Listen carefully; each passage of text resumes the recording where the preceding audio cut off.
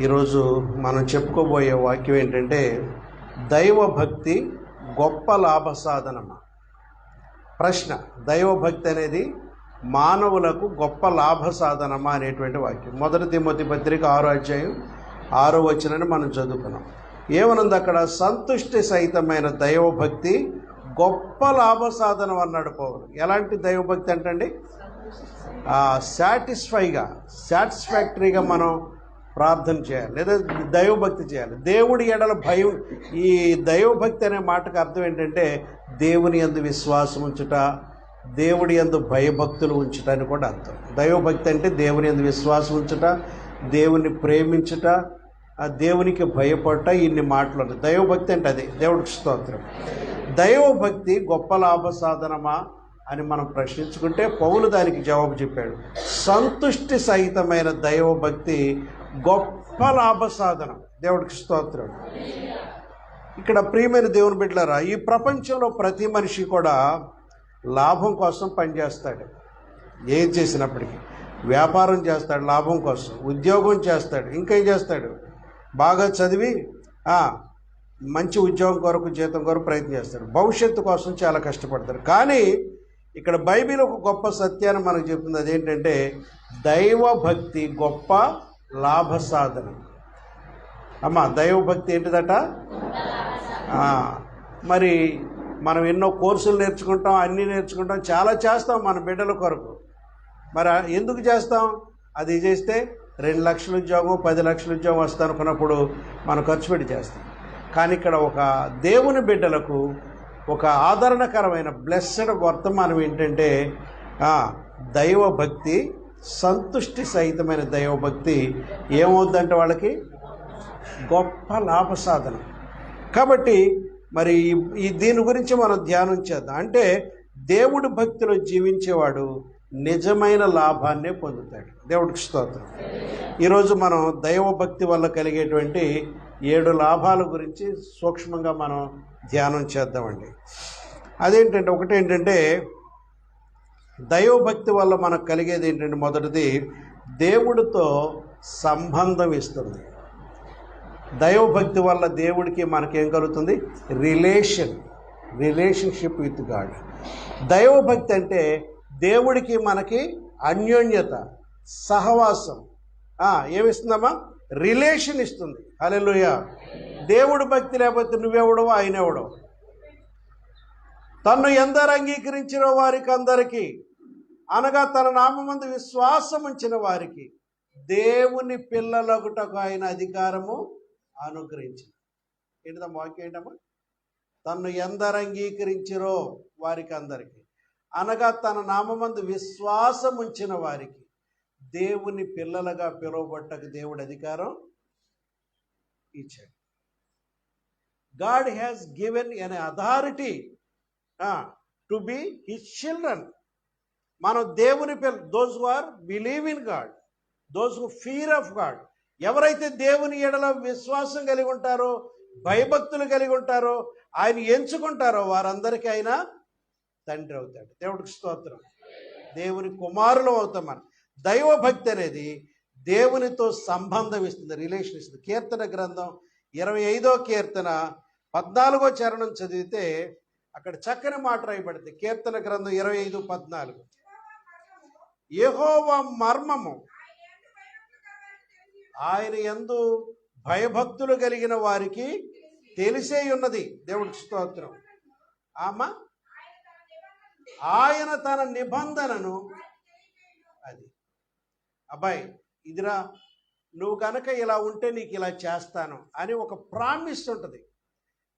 ఎవరైతే దేవుడి ఎడల భయభక్తులు కలిగి ఉంటారో వాళ్ళకి దేవుడు ఒక ఒడంబడిక చేస్తాడు. యెహోవా మర్మం ఆయన యందు భయభక్తులు గల వారికి తెలిసాడు. భయభక్తులు కలిగి ఉంటే కొన్ని రహస్యాలు దేవుడు మనతో చెప్తాడు. దేవుడికి స్తోత్రం. అదేంటి? దైవభక్తి ఉన్న వారిలో దేవుడితో సన్నిహిత సంబంధం ఉంటుంది. ఒకటి చూద్దామండి. ఒక మాట అంటాడు దేవుడు. ఆదికాండం 18:17 చదవండి. దేవుడు కొన్ని విషయాలు, తన మనసులో ఉన్న విషయాలు షేర్ చేసుకుంటాడు. అప్పుడు యెహోవా నేను చేయబోవు కార్యమును అబ్రహామునకు దాచదనా, అబ్రహాము నిశ్చయముగా బలము గల గొప్ప జనమగును, అతని మూలముగా భూమిలోని సమస్త జనములను ఆశీర్వదించబడుదురు. దేవుడికి స్తోత్రం. ఇక్కడ దేవుడు ఒక మాట అనుకుంటున్నాడు, ఏదో చెప్పాలి అనుకుంటున్నాడు. మనం కూడా మన ఊహలు షేర్ చేసుకుంటాం. ఎవరికి చెబుతాం? నా ఇంట్లో ఉన్న ప్రాముఖ్యమైన విషయాలు ఎవరితో చెబుతాను నేను?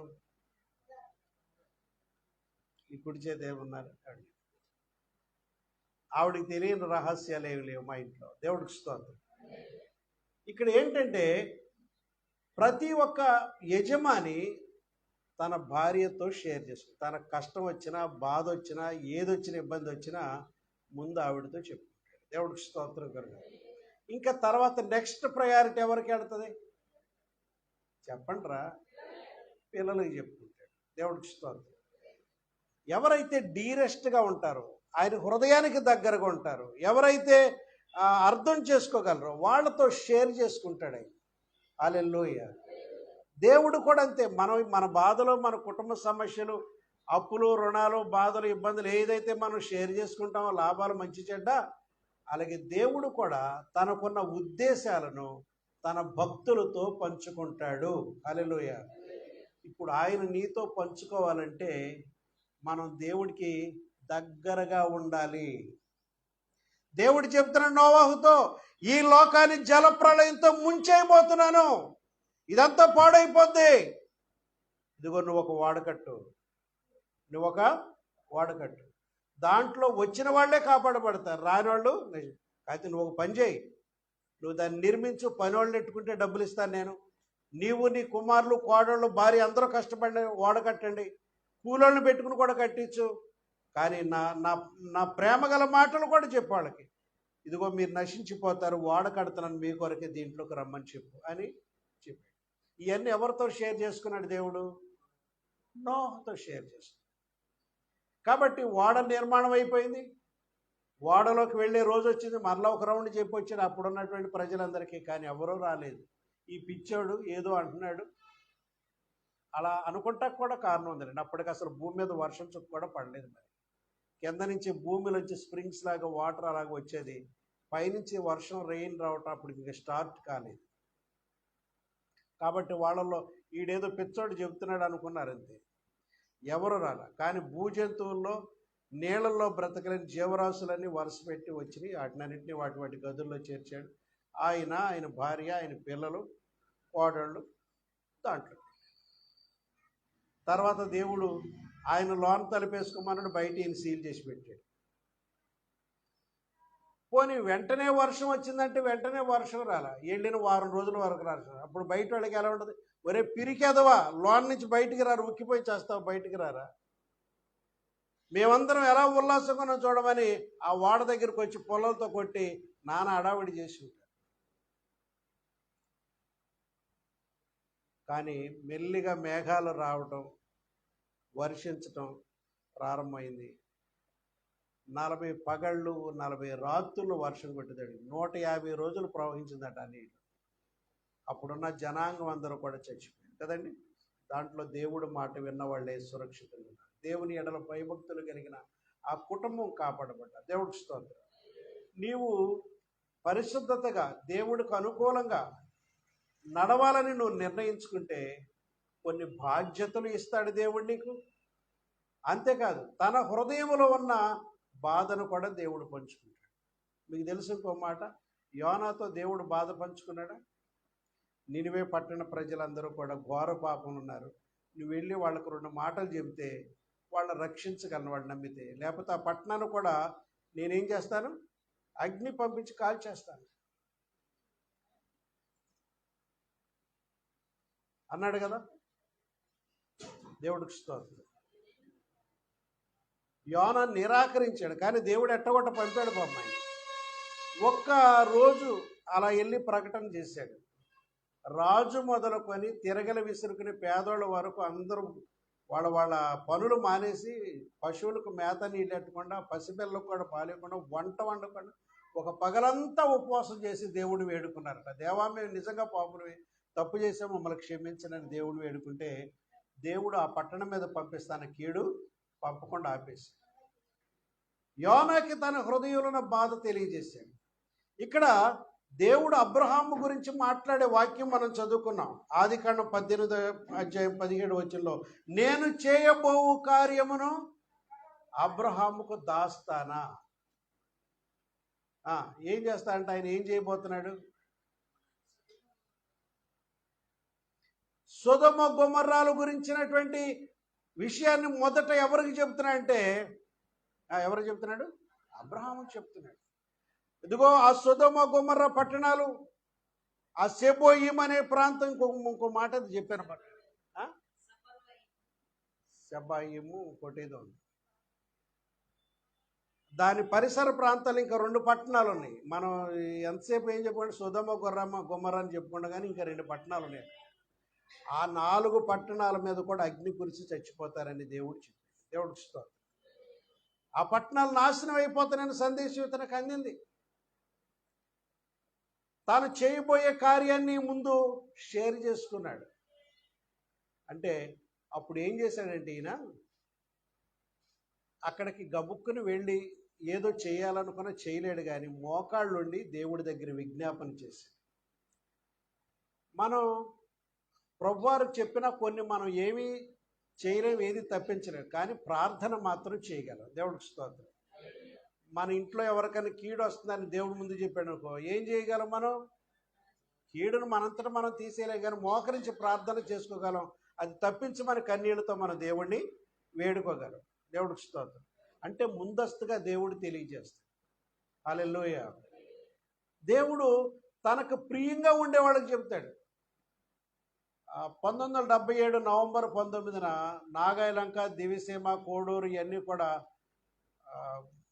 ఉప్పిన వచ్చి కొట్టుకుపోయింది తెలుసా? ఆ సంగతి మా డాడీకి చెప్పాడు, మా నాన్నగారికి. సముద్రంలో ఏదో పెద్ద అగ్నిజ్వాలలాగా వచ్చేసి అది ప్రజల మీదకి వెళ్ళిపోతున్నట్టుగా చూపించాడు. ముందే చెప్పాడు ఆయన. దేవుడు ఏంటో కళ్ళు అల్లకొల్లం ఉంది, సముద్రం అగ్ని లాంటిది వచ్చిందని. కానీ ఆ ప్రాంతం అంతా కొట్టుకుపోయింది. దేవుడు తనకు అనుకూలంగా ఉండే వాళ్ళకి చెప్తాడు. కళల ద్వారా, దర్శనం ద్వారా దేవుడు చెప్తాడు. సొదొమ గొమొర్రా గురించి, అక్కడ ఉన్నటువంటి ప్రాంతాల గురించి దేవుడు చెప్పినప్పుడు ఏం చేశాడంటే దేవుడితో ప్రార్థన చేయటం మొదలెట్టాడు అబ్రహాం. ప్రభువా, సొదొమ గొమొర్రాను నాశనం చేస్తానంటున్నారు కదా, అక్కడ 50 మంది నిన్ను నమ్ముకున్న నీతిమంతులుంటే పాపాత్ములతో పాటు నీతిమంతులు కూడా ఎందుకు చనిపోవాలి నాయనా అని కృపగల దేవుడిని అడుగుతున్నాడు. దేవుడు అన్నాడు, మళ్ళీ దేవుడు మాట్లాడు, 50 మంది నాకు నీతిమంతులు అక్కడ కనబడితే నేను అసలు ఆ పట్టణానికే నాశనం చేయను. ఈయన అనుకుంటాడు 50 మంది లేకపోతారా? ఎవరు? లోతు భార్య, వీళ్ళిద్దరు పిల్లలు, అల్లుళ్ళు, పనివారు చాలామంది ఉంటారు అక్కడ. ఈ వెళ్ళి కాడి నుంచి సువార్త చెప్పి ఉంటాడు, దేవుడి గురించి పరిచయం చేసి ఉంటాడు. 50 మంది అన్నా లేకపోతే 50 దగ్గర మొదలెట్టాడు. 50 మంది కనుక నీతిమంతులు అక్కడ ఉంటే అసలు ఆ పట్టణాలకు నాశనమే రాదన్నాడు దేవుడు. పోన్లే ప్రభు, ఒక 5 మంది తగ్గారనుకో, ఏం చేద్దాం అన్నాడు. అక్కడ 45 మంది ఉన్నా నేను ఆ పట్టణాన్ని 30 అన్నాడు, 20 అన్నాడు, 10 అన్నాడు. 10 దగ్గరికి వచ్చాడు, దేవుడు ఆఫ్ చేశాడు. దేవుడికి స్తోత్రం. ఇక దాన్ని ఆయన వెళ్ళిపోయాడు. 10 మంది నీతిమంతులు కనుక నేను ఆ పట్టణంలో చూస్తే ఆ పట్టణం అంతటిని ఆ 10 మందిని బట్టి నాశనం చేయక కాపాడతాను. ఇప్పుడు మీరు అర్థం చేసుకోండి, నీతిమంతుల వల్ల ప్రపంచం కాపాడబడుతుంది. ఆమేన్. నీలాంటి ప్రార్థనా పరుల వల్ల, మోకరించి కన్నీరు కార్చి దేవుణ్ణి బ్రతిమలాడే వాళ్ళ వల్లే ఈ లోకం కాపాడబడుతుంది. దేవుడు అంటే ఇష్టం లేని వాళ్ళు అంటారు, మీ క్రైస్తవ వచ్చాక యుద్ధాలు జరుగుతుంది, మీ క్రైస్తవులు వచ్చాక భూకంపాలు జరుగుతున్నాయి, మీ క్రైస్తవులు వచ్చాక కరోనా వచ్చింది అంటారు. చేతకంతాను. భక్తులు చేసే ప్రార్థన వల్ల కొన్ని ఆపబడతాయి. దేవుడికి స్తోత్రం. దేవుని భక్తుల కన్నీటి ప్రార్థన కొన్ని కీడులు తప్పిస్తుంది. హల్లెలూయా. ప్రియమైన దేవుని బిడ్డలారా, అతని కొరకు ప్రార్థన చేస్తే 10 మంది నీతిమంతులుంటే నేను సొదొమ గొమొర్రాకు అసలు కీడే చేయను. కానీ అక్కడ 10 మంది కూడా లేరుగా. దేవుడు ఈయన ప్రార్థనని దేవదూతల్ని ఇద్దరిని పంపాడు. వాళ్ళు వెళ్ళి లోతు భార్యతో వాళ్ళ బిడ్డల చేతులు పట్టుకుని బయటికి ఇడుచుకొచ్చేసారు. ఇప్పుడు మీరు తిరిగి ఈ పట్టణం వైపు చూడకుండా ముందుకు వెళ్ళిపోండి, ఎదర కనబడే పర్వతం దగ్గరికి వెళ్ళిపోండి, మీరు సురక్షితంగా ఉంటారు. వెనక్కి తిరిగి చూస్తే ఉప్పు స్తంభం, సాల్ట్ పిల్లర్గా మారిపోతారని దేవుడు చెప్పాడు. కానీ వాళ్ళు వచ్చే ప్రయాణంలో కూడా వాళ్ళు కలిసి నడవలేకపోయారు. లోతు భార్య వెనక్కి ఎక్కువ ఎందుకని తాను వదిలొచ్చిన ఇల్లు, ఆ పెద్ద పట్ల మంచం, ఆ పరుపులు దిళ్ళు, ఆ ఇంటిలో ఉన్న బీరువా సామాగ్రి, వంట సామాగ్రి, ఆ ఇంటి మీద చాలా దృష్టి ఉంది, మక్కువ ఉంది. నిజంగా అవుద్దా ఈ సంగతి? అగ్ని దేవుడు పైనుంచి వేస్తాడనేటువంటి అనుమానంతో ఆవిడ లాగి వేయబడి వెనక్కి తిరిగి చూసింది. అలాగే సాల్ట్ పిల్లర్గా, ఉప్పు స్తంభంగా అయిపోయింది. దేవుడికి స్తోత్రం. ప్రియమైన దేవుని బిడ్డలారా, ఇక్కడ దైవభక్తి అంటే ఆ దైవభక్తి దేవునితో నీకు గొప్ప సంబంధం ఇస్తుంది. హల్లెలూయా. రెండవది ఏంటంటే దైవభక్తి దేవుని ఆశీర్వాదాలు నీకు మోసుకొస్తుంది. దైవభక్తి ఉంటే దేవుడి ఆశీర్వాదాలు నీకు తెస్తుంది. కీర్తన గ్రంథం 128వ కీర్తన మొదటి 2 చరణాలు చదవండమ్మా. యెహోవా యందు భయభక్తులు కలిగి ఆయన త్రోవల యందు నడుచు వారందరూ నిశ్చయముగా నీ చేతుల కష్టార్జితము నీవు ధన్యుడవు, నీకు మేలు కలుగును. దేవుడికి స్తోత్రం. దేవుడి యందు భయభక్తులు కలిగి ఉండటం నీవు ఆశీర్వది. యెహోవా యందు భయభక్తులు కలిగి ఆయన త్రోవల యందు నడుచు వారందరూ ఆశీర్వదించబడతారు. నిశ్చయముగా నీ చేతుల కష్టార్జితం నీ ఇంటికి వస్తుంది, నీ పిల్లలు తింటారు. దేవుడికి స్తోత్రం. ఇక్కడ దైవభక్తి ఉన్న ఇంటిలో మొదట ఏముంటుందంటే శాంతి ఉంటుందండి. దేవుడికి స్తోత్రం. ఎలా ఉంటుంది? దేవుడంటే భయము భక్తి కలిగిన భార్య, దేవుడంటే భయము భక్తి కలిగిన భర్త, దేవుడంటే భయము భక్తి కలిగిన పిల్లలు ఉంటే అక్కడ గొడవలు ఉండవు. తిట్టుకోరు, కొట్టుకోరు, సమాధానంగా పీస్ఫుల్గా ఉంటారు. ఏదైనా విషయం ఉంటే చర్చించుకుంటారు కూర్చొని కూలుగా. దెబ్బలాడుకుని కొట్టేసుకున్నంత విధానాలు ఏమి ఉండవు. మాకు తామరకొల్లో ఒక ఇల్లు, చర్చ్ ఉంది కదా, చర్చికి బోధవతలో ఒక ఇల్లు ఉంది. అకస్మాత్తుగా పెద్ద అరుపులు, ఏడుపులు అప్పుడప్పుడు వినబడుతుంది. గొడవ, పెద్ద పెద్ద అరుపులు. కానీ మా కుటుంబం ఎప్పుడు కూడా అక్కడ ప్రశాంతతగా ఉండేది. దేవుడికి స్తోత్రం కూడా. ఎక్కడైతే దేవుడు లేడు, ఎక్కడైతే దేవుని ఎడల భయభక్తులు లేరో అక్కడ రణగోళలు, ఏడుపులు, పెడబొబ్బలు ఇలాంటివి వినపడుతుంటాయి. దైవభక్తి గల ఇంట్లో శాంతి ఉంటుంది. రెండవది దేవుని యొక్క బ్లెస్సింగ్స్ ఉంటాయి. దేవుని కృప అమోఘంగా ఉంటుంది. దేవుడికి స్తోత్రం. ఒకసారి ఆదికాండం 39:2 చూడమ్మా. ఆదికాండం 39:2 యోసేపు గురించి అక్కడ దేవుడు మాట్లాడుతున్నాడు. యెహోవా యోసేపునకు తోడయుండెను గనుక అతడు వర్ధిల్లుచు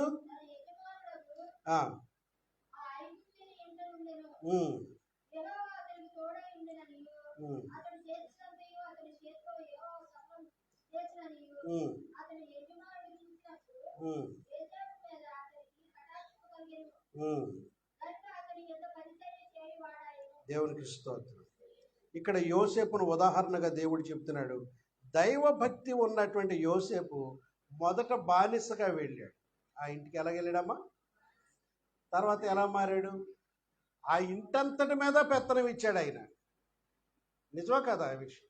ఇంటంతటి మీద యోసేపు, నీవు రావటం ద్వారా నాకు బ్లెస్సింగ్ అయిందయ్యా. దేవుడికి స్తోత్రం. హల్లెలూయా. నీవు రావటం ద్వారా మా ఇంటికి ఆశీర్వాదం కలుగుతుంది నేను గమనించాను. నువ్వు అడుగు పెట్టిన కాడి నుంచి మా ఇంటికి దీవెన కలగటం నేను గమనించాను.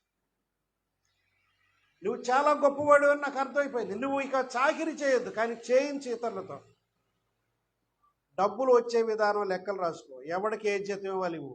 అంత తాళం చేయాలి, బీరువా తాళం చేయని కూడా నీకు ఇచ్చేసి. రాబడి పోబడి లెక్కలు నువ్వే రాసుకో. ఈ ఇంటంతటి మీద నీకే అధికారం ఇచ్చానన్నాడు దేవుడు. ఏమయ్యాడు? బానిసగా వెళ్ళినాడు. ఏమైపోయాడమ్మా? ఒక హక్కుదారులాగా ఏమయ్యాడమ్మా? దైవభక్తుల బానిస అయిన ఇతను ఏమయ్యాడు?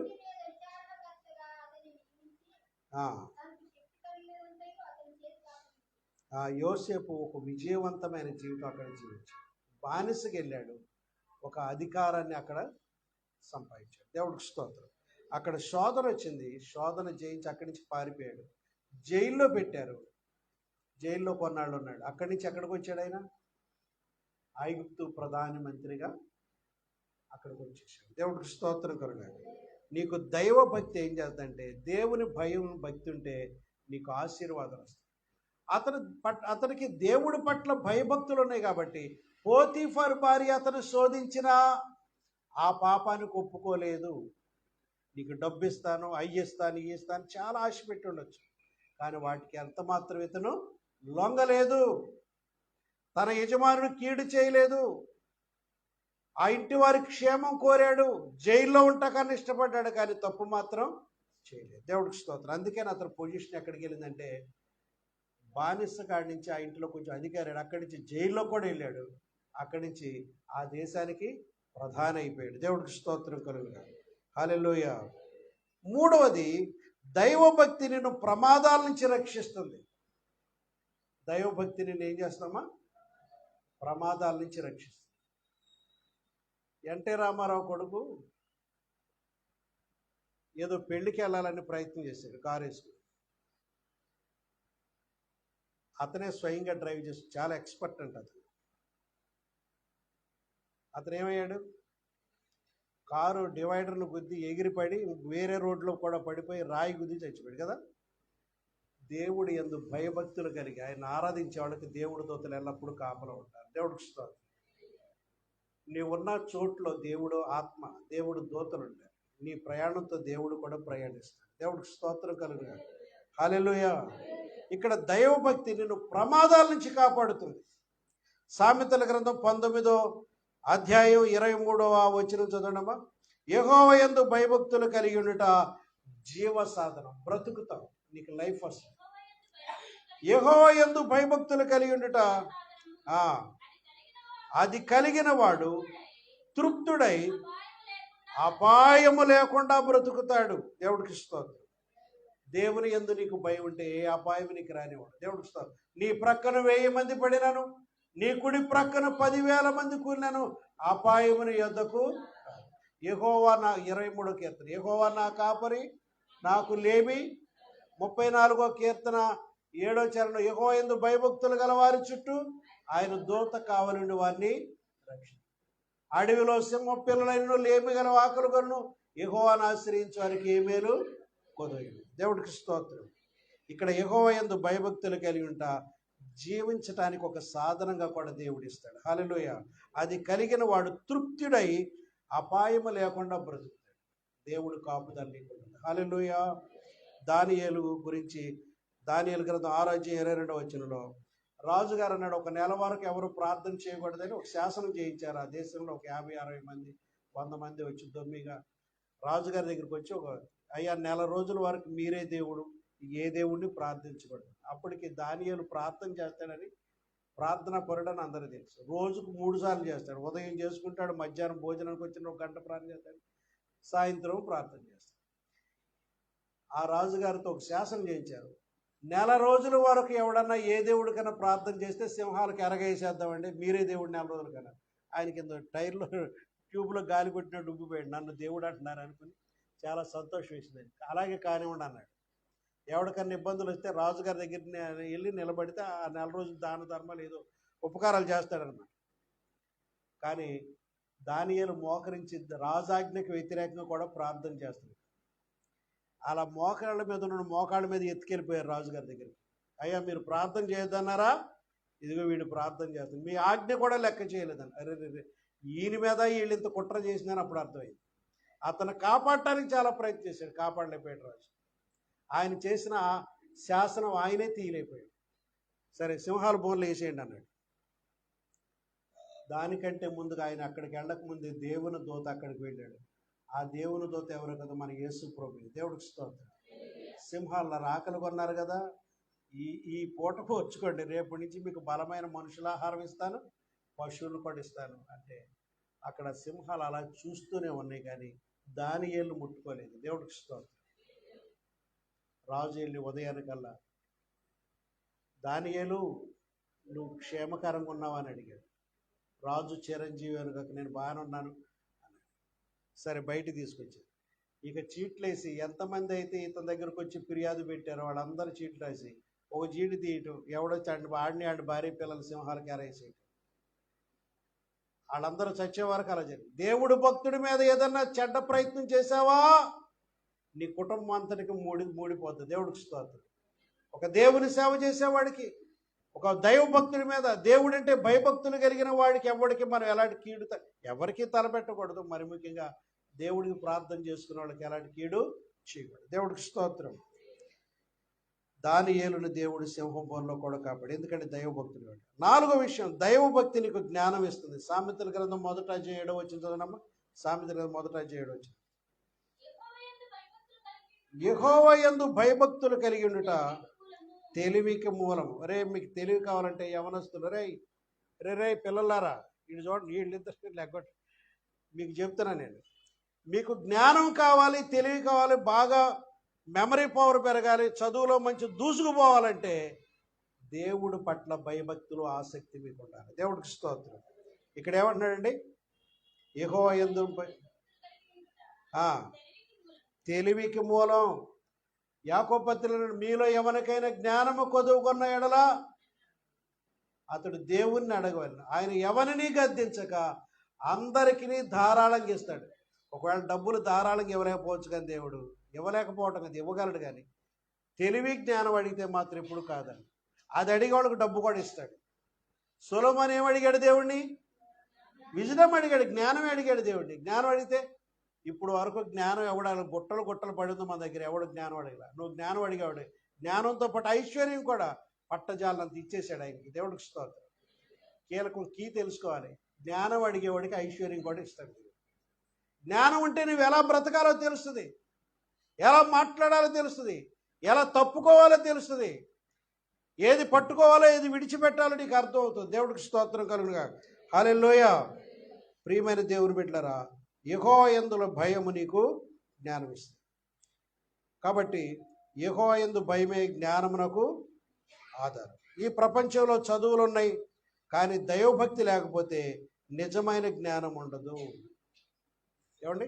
ఏముండదు? దైవభక్తి లేకపోతే నిజమైన. సొలొమోను 1 రాజుల గ్రంథం 3:9 దేవుని భయంతో జ్ఞానం అడిగాడు ఆయన్ని. దేవుడు సొలొమోనుకు గొప్ప జ్ఞానం ఇచ్చాడు. దేవుడికి స్తోత్రం.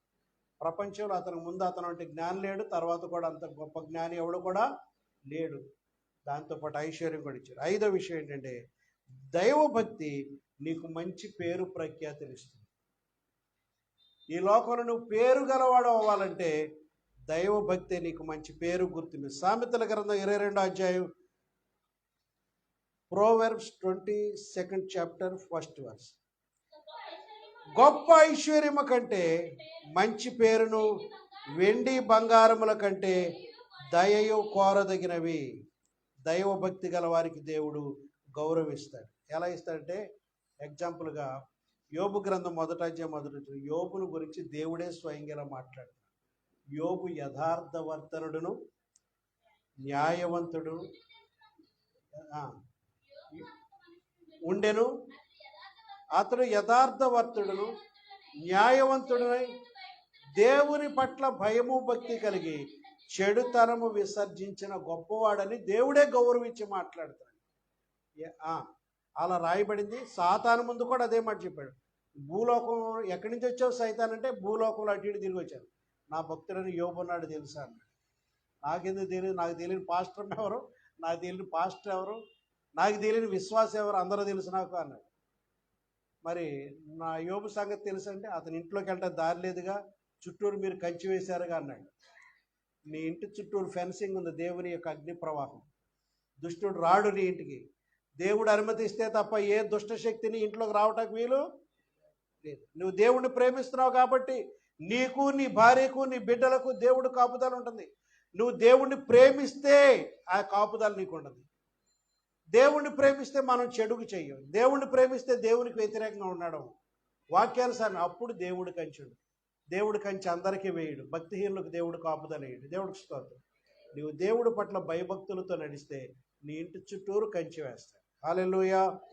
ఇక్కడ గొప్ప ఐశ్వర్యం కంటే మంచి యోబు గురించి దేవుడు మాట్లాడుతూ, యోబు యథార్థవర్తనుడు, న్యాయవంతుడు, దేవుని పట్ల భయము భక్తి గలవాడు, చెడుతరం అంటే ఎరగనవాడు అని దేవుడు సాక్ష్యం చెప్పాడు. దేవుడు యోబును గురించి సాక్ష్యం చెప్పాడు. కాబట్టి ఇది మంచి పేరుని మనకిస్తున్న దైవభక్తి, దేవుడే మెచ్చుకున్నాడు. ఆరో విషయం ఏంటంటే దైవభక్తి నిత్య జీవానికి దారి చూపుతుంది. నిత్య జీవం అంటే ఇటర్నిటీ, నిత్య జీవం, పరలోక రాజ్యానికి మనకు దారి చూపిస్తుంది. 1 తిమోతి పత్రిక 4:8 చూస్తే, 1 తిమోతి పత్రిక 4:8 చూస్తే దైవభక్తి ఇప్పటి జీవ విషయములోను రాబో జీవ విషయములోను వాగ్దానముతో కూడినదై ఉన్నది. 1 తిమోతి 4:8.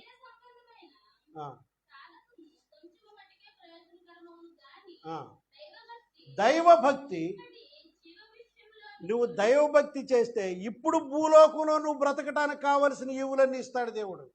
ఇప్పటి జీవ విషయంలోను రాబో కాలములోనూ బ్రతకవలసిన స్థలం దేవుడు నిర్ణయించి అక్కడికి చేరుస్తాడు. అంటే 2-వే బ్లెస్సింగ్ ఇది. ఇక్కడ బ్రతకటానికి దారి చూపి తర్వాత వదిలిపెట్టాడు. ఇప్పటి జీవ విషయంలో రాబోయే జీవం అంటే మనం బ్రతకవలసిన నిత్య జీవం అనే పరలోకంలో ఈ రెండిటికి మేలు చేసేది దైవభక్తి. నువ్వు చేసే దైవభక్తి నీకు వృధా కాదు. ఇప్పుడు ప్రస్తుత కాలంలో నీ బిడ్డలకు, నీ భర్తకు, నీ కుటుంబానికి అందరికీ మేలు చేస్తాడు. మీకు అతి శ్రేష్టమైన ఆహారాన్నే ఇస్తాడు. దేవుడికి స్తోత్రం. అతి శ్రేష్టమైన గోధుమల గురించి వారిని పోషించు, కొండ తేనెతో నేను వారిని తృప్తిపరుస్తాను. దేవుడు మంచి చేస్తాడు. హల్లెలూయా. కాబట్టి ఇప్పటి జీవ విషయంలోను రాబో జీవ విషయంలోను వాగ్దానంతో దైవభక్తి అన్ని విషయాల్లో ప్రయోజనమే. దేవుడికి స్తోత్రం. దైవభక్తి అన్ని విషయాల్లో, ఇప్పటి జీవ విషయంలో నీకు దేవుడు సహాయం చేస్తాడు, రాబో జీవ విషయంలో కూడా వాగ్దానం ఇస్తున్నాడు, నీకు అక్కడ కూడా ఇస్తాను. దైవభక్తి ఈ లోకంలో ఆశీర్వాదం ఇస్తుంది, పరలోకంలో నిత్య జీవం ఇవ్వగలదు. దేవుడికి స్తోత్రం. ఆదికాండం 5:24 ఒక మాట చదువుతారా? హనోకు దేవునితో నడిచాడు. హనోకు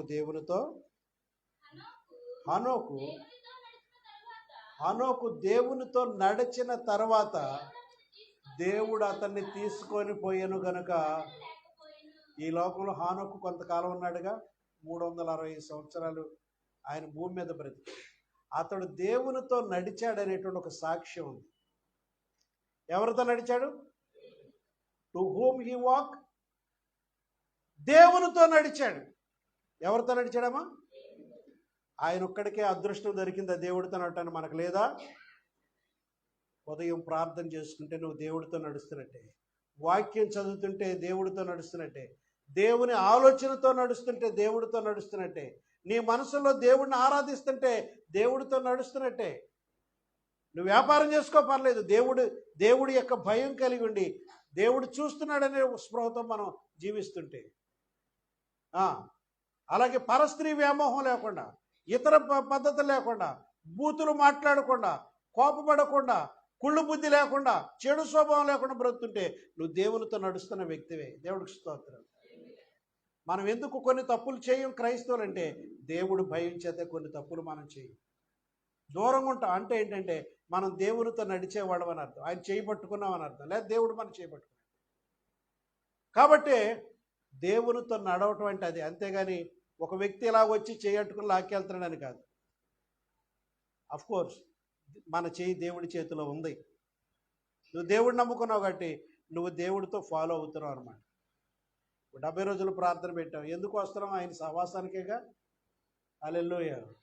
మన దేవుడు మన చేయి పట్టుకున్నాడు, మనం లేదా దేవుడు చేయి పట్టుకుని ఆయనతో నడుస్తున్నాం. కాబట్టి ప్రియమైన ఒక 70 రోజులే కాదు, మన జీవితాంతకాల పర్యంతం దేవునితో నడుద్దాం. దేవుడికి స్తోత్రం కలుగుగాక. ఏం చెప్పిందమ్మా? హనోకు గురించి ఏమైనా పడింది? హనోకు దేవునితో నడిచాడు. దేవుడు హనోకును తీసుకొని పోయాను కనుక అతడు హనోకు దేవునితో నడుస్తూనే పరలోకం వెళ్ళిపోయాడు. ఆయన మరణం పొందలేదు. ఎలాగెళ్ళాడు? సపోజ్ ఇలా చెప్పాడు, హనోకు దేవుడు చెయ్యి పట్టుకున్నారట, అలా నడుచుకుంటూ వెళ్ళిపోయారట. అతను గాలిలో నడుస్తున్నట్టు కూడా తెలియలేదు, అలాగే వెళ్ళిపోయారట.